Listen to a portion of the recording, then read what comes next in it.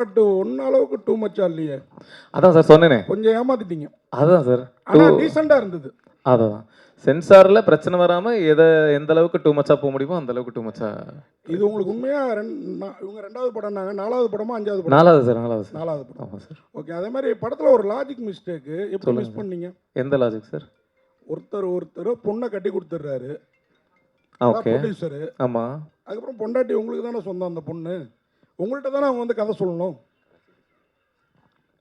பிரியா பவானி சங்கர் ஆமாம், அவங்களுக்குள்ளார ஒரு உறவு இருக்குது. ஆமாம் ஆமாம் ஆமாம். பர்மிஷன் உங்கள்கிட்ட தானே கேட்கணும். என்கிட்ட சொல்லிட்டாங்களே, நான் தான் ஒத்துக்கிட்டேனே. அப்போ நீங்க ஒரு லாஜிக் மிஸ் பண்ணிட்டீங்கன்னு நினைக்கிறேன். இல்லை அதெல்லாம் இல்ல நாங்க என்ன சொல்லியிருப்போம் அப்படின்னா, அந்த பொண்ணு சொல்றாங்கல்ல எங்க அப்பா ஒத்துக்க மாட்டாரு அப்படின்றாங்கல்ல. ஆமா. அந்த டைம்ல நீங்க போன் ஏதாவது பார்த்துட்டீங்கன்னா மிஸ் ஆயிருக்கும். ஏன் அப்பா ஒத்துக்கணுங்கிற?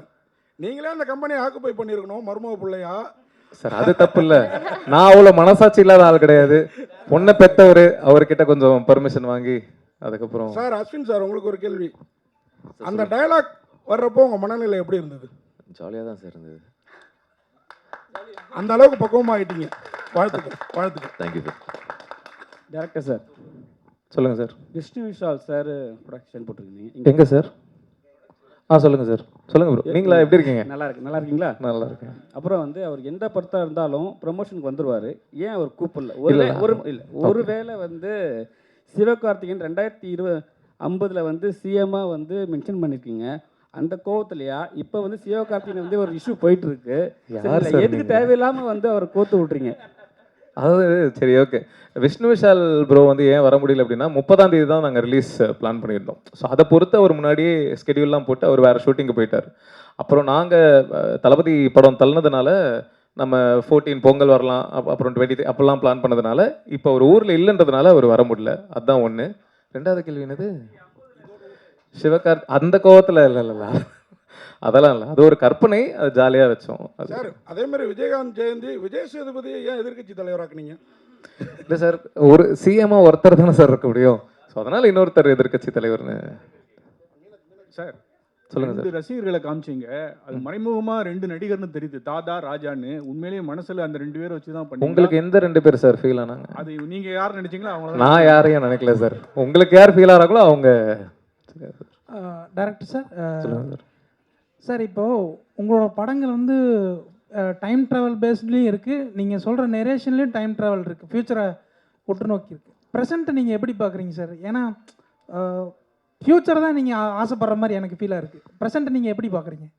தம்பி ராமையா சார் கதை ப்ரெசன்ட் தானே சார்? சார் நான் என்ன சொல்கிறேன்னா, உங்களோட கதைகளும் உங்களோட எண்ணங்களும் வந்து ஃப்யூச்சரை பேஸ் பண்ணி, ஐ மீன் அடியிலையும் ஃப்யூச்சர் டைம் ட்ராவலு, இதுலேயும் டைம் ட்ராவல் அப்படி சொல்கிறேன் சார். ப்ரெசண்ட்டை நீங்கள் எப்படி பார்க்குறீங்கன்னு கேட்குறேன். ப்ரெசென்ட் இப்போ நான் இங்கே உட்காந்துருக்கும் போதே நைட் என்ன சாப்பிடலாம் அப்படின்னு ஃபியூச்சரை பற்றி தானே சார் யோசிக்கிறேன். அதனால யோசிக்கும் போதே கொஞ்சம் ஃபியூச்சரிஸ்டிக்காக யோசிக்கிறேன்னு நினைக்கிறேன். ஸோ தெரியல.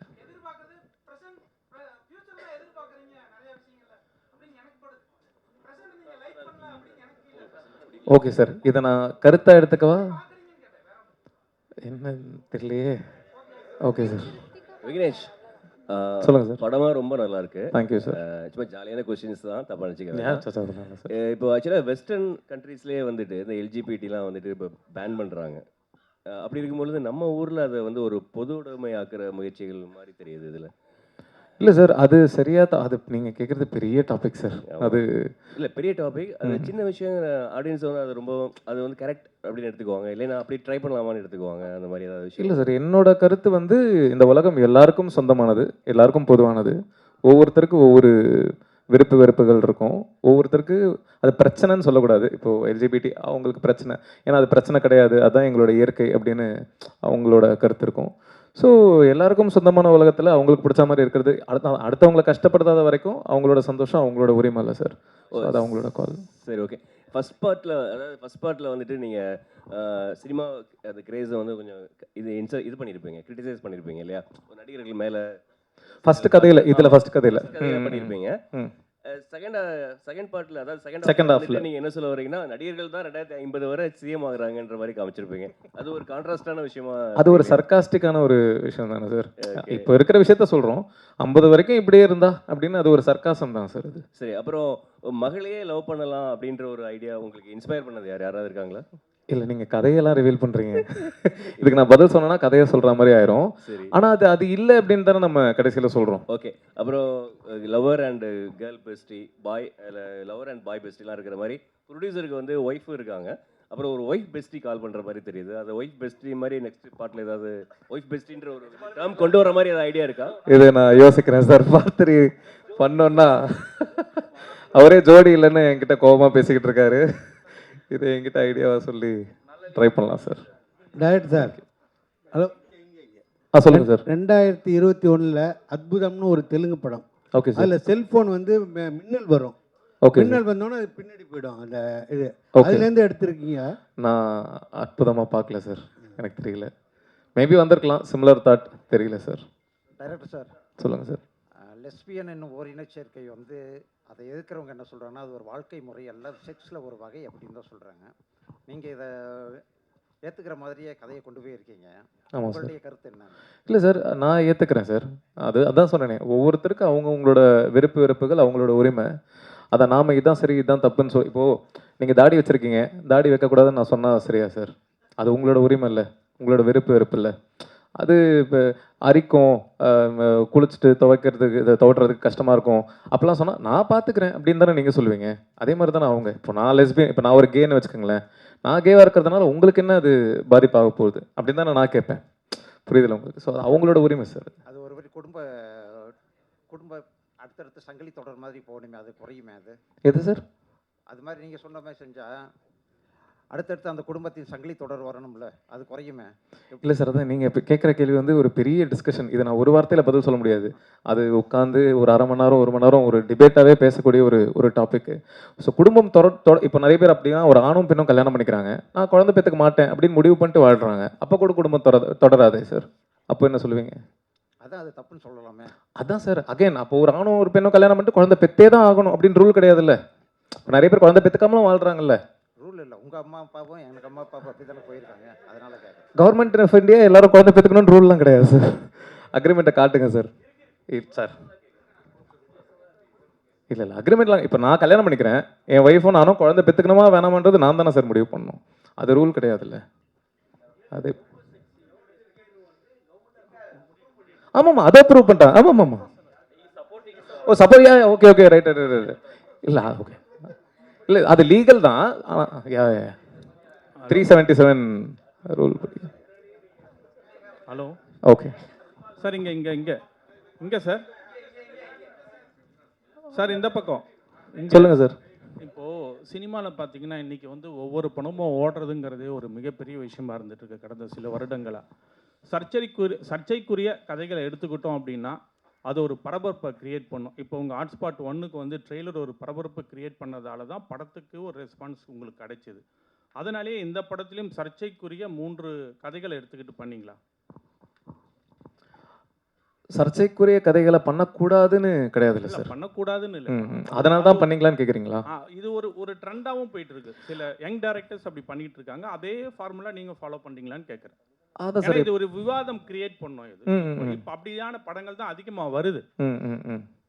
ஆமாம் சார். இப்போ ஹாட்ஸ்பாட் 1 ஒரு ஃப்ளேவரில் இருந்தது. ஸோ இப்போ ஹாட்ஸ்பாட் 2 அப்படின்னு நான் பண்ணும்போது லவ் ஸ்டோரி பண்ண முடியாதுல்ல. ஏன்னா ஹாட்ஸ்பாட் 1 பார்த்துட்டு 2 பார்க்க வர ஆடியன்ஸ் வந்து 1 என்ன ஃப்ளேவரில் இருந்ததோ அதே மாதிரி ஒரு ஃப்ளேவர் தான் 2ல் எதிர்பார்க்க போகிறாங்க. ஸோ அதே ஃப்ளேவரில் சர்ச்சைக்குரிய விஷயங்களை பேசலாம் அப்படின்னு நினச்சி பண்ணது தான் சார். 1ஓட கம்பேர் பண்ணும்போது அதில் ஒரு ஃபேமிலி டச் ஓரியன்ட் அப்படி இருந்தது. இதில் எல்லாமே வந்து உங்களுக்கு 3 டாப்பிக்குமே ஒரு கான்ட்ரவர்சியாகவே தான் சுற்றி வருது. அதுக்குண்டான சொல்யூஷனும் கொஞ்சம் முடிக்கும் போது அப்படி கொஞ்சம் அலுஃபாக முடிச்சுட்டு போகிற மாதிரி இருக்குன்னு சொல்ல வரேன். Okay sir. வெளிப்படையாக அதில் ஒரு வெளிப்படைத்தன்மை இருந்தது ஃபர்ஸ்ட்டில். தெரியலையே, எனக்கு கேள்வி எப்படி சொல்கிறது.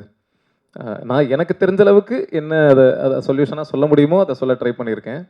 ஃபஸ்ட்டு கதையிலையும் சரி, செகண்ட் கதையிலையும் சரி. கடைசி கதையில் சொல்யூஷன்னு கிடையாது, ஒரு காதலை பற்றி பேசியிருக்கோம். அதுக்கப்புறம் ஒரு ஷாக்கிங்கான ஒரு எண்டு கொடுத்துருக்கோம். அதுதான் சார். ஓகே.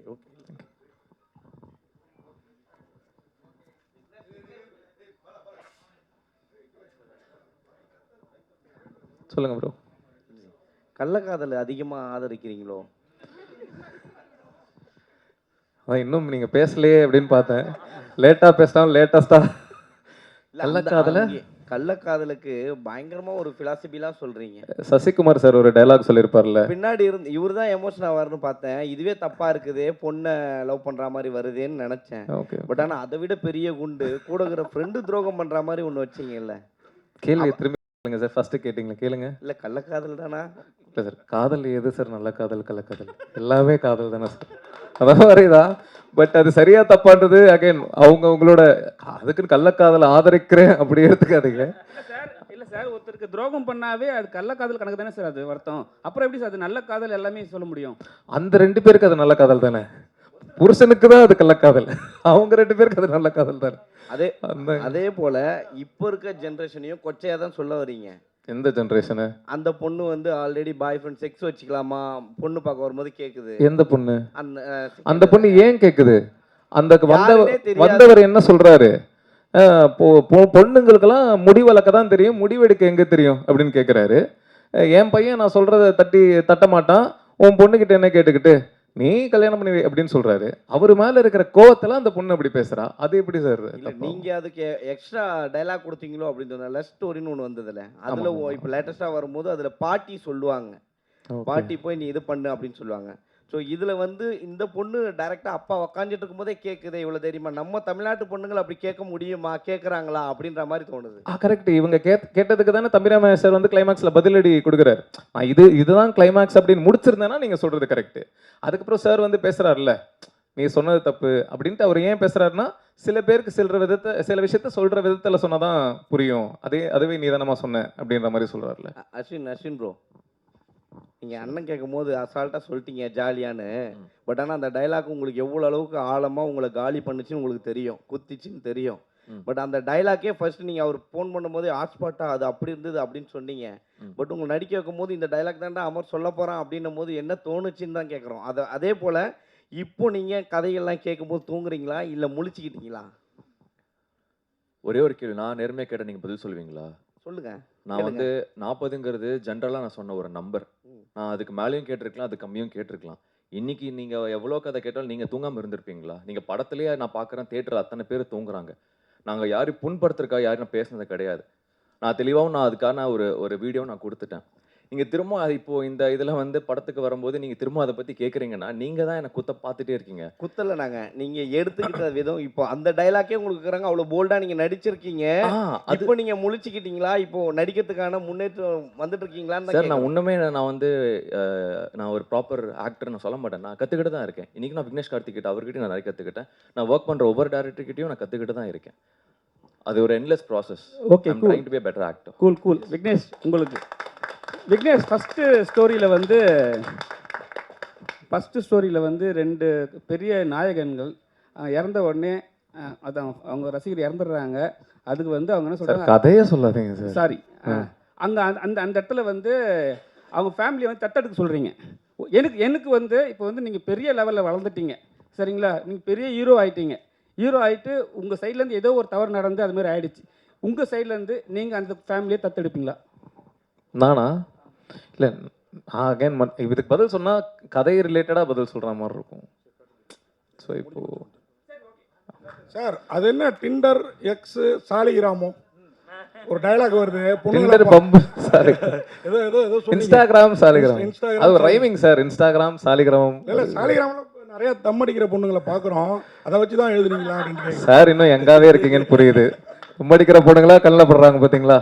ஆனால் அஸ்வின் பற்றி கண்டிப்பாக நான் இந்த படம் பண்ணுறதுக்கு முன்னாடியே வந்து நிறைய பேர் வந்து இவரை பற்றி பண்ணுமா அப்படிலாம் சொன்னாங்க. ஆக்சுவலி நிறைய பேர் அதான் லென்த்தாக போயிடும். நான் சக்ஸஸ் மீட்னு ஒன்று நடந்ததுன்னா அதில் லென்த்தாக சொல்கிறேன்.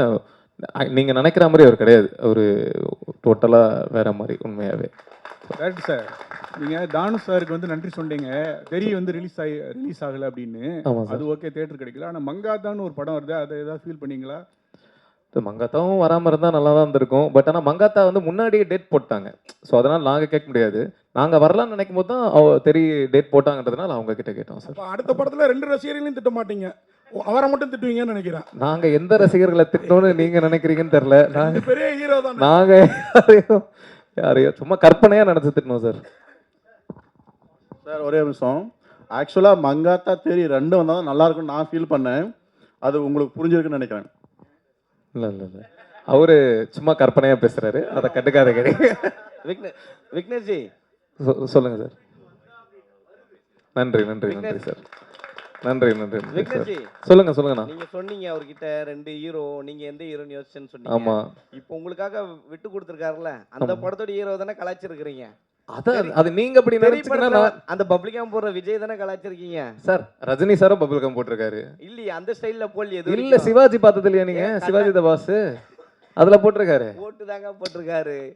இது சார் ரஜினி சார் பண்ணாததா சார்? இது தளபதி மட்டும் தாங்க இப்படி பண்ணிருக்காரு. இல்ல இல்ல இல்ல, அது உங்களோட கற்பனை. அவர் விஜய் கலாய்க்க மாட்டார் சார், விஜய் ரசிகர் அவரு. சார் வணக்கம். சொல்லுங்க சார். சார், நடிகர்கள் வந்து தலைவர்களாக மாறிட்டு இருக்காங்க, ரசிகர்கள்லாம் தொண்டர்களாக மாறிட்டு இருக்காங்க. இந்த காலகட்டத்தில் இந்த படம் வந்து இப்போ அரசியல் ஏதாச்சும் தாக்கத்தை ஏற்படுத்தும்னு நினைக்கிறீங்களா? அது படம் ரிலீஸ்க்கு அப்புறம் தான் தெரியும். தெரியலையே, தாக்கத்தை ஏற்படுத்துமா படுத்தாதான்றது எனக்கு தெரியாது. எனக்கு ஒரு கருத்து இருந்தது, அந்த கருத்தை அந்த படம் மூலமா சொல்ல ட்ரை பண்ணேன். இந்த கதைக்கு பர்டிகுலராக அந்த ஃபர்ஸ்ட் ஸ்டோரிக்கு மட்டுமே வந்து நிறைய சம்பவங்கள் உங்களை ஏதாச்சும் பாதிச்சுதா? இந்த கரூர் சம்பவம் மாதிரி ஏதாவது? இல்லை சார், நாங்கள் இந்த கதையை வந்து 2024 மேவா ஜூனா 2024 மேவோ ஜூனோ ஷூட் பண்ணிட்டோம் கதையை. 24 நான் சொல்கிறது போன வருஷம். எங்ககிட்ட ஃபுட்டேஜும் இருக்குது, அது பார்த்தீங்கன்னா உங்களுக்கு டேட் முத கொண்டு ரஷ்ல பார்த்தீங்கன்னா கண்டுபிடிச்சிடலாம். ஸோ அதுக்கும் இதுக்கும் சம்மந்தமே இல்லை. எனக்கு கதை எழுதுனது வந்து 2021 எப்பயோ எழுதி ரெஜிஸ்டர்லாம் பண்ணியாச்சு. ஸோ அதனால் அதுக்கும் இதுக்கும் இன்னொன்று வந்து லெஸ்பியன் ரிலேஷன்ஷிப் வந்து பார்த்தீங்கன்னா செக்ஷுவலாக தான் ஸ்டார்ட் ஆகுது அப்படிங்கிற மாதிரி சொல்லியிருப்பீங்க. ஏன்னா ஃபஸ்ட்டு வந்து உங்கள் ஒய்ஃப் வந்து பார்த்தீங்கன்னா ஃபிசிக்கல் ரிலேஷன்ஷிப் ஸ்டார்ட் பண்ணுறப்ப தான் வந்து பார்த்தீங்கன்னா அது எனக்கு இன்ட்ரெஸ்ட் இல்லை, லெஸ்பியனாக வருது அப்படின்ட்டு வருது. ஸோ லெஸ்பியன் வந்து வெறும் செக்ஸை மட்டும் தான் டிமாண்ட் பண்ணுது அப்படிங்க நினைக்கிறீங்க? அவ்வளோ டீட்டெயில்டெல்லாம் சொல்லவே இல்லையே சார். அந்த இடத்துல எனக்கு ஒரு 5-10 நிமிஷம் தான் இருந்தது. அதுக்குள்ளே அதை எப்படி சொல்ல முடியுமோ அப்படி சொல்ல ட்ரை பண்ணேன். ஸோ அப்படி இல்லை சார். Thank you sir. தேங்க்யூ. நன்றி நன்றி நன்றி. தேங்க்யூ.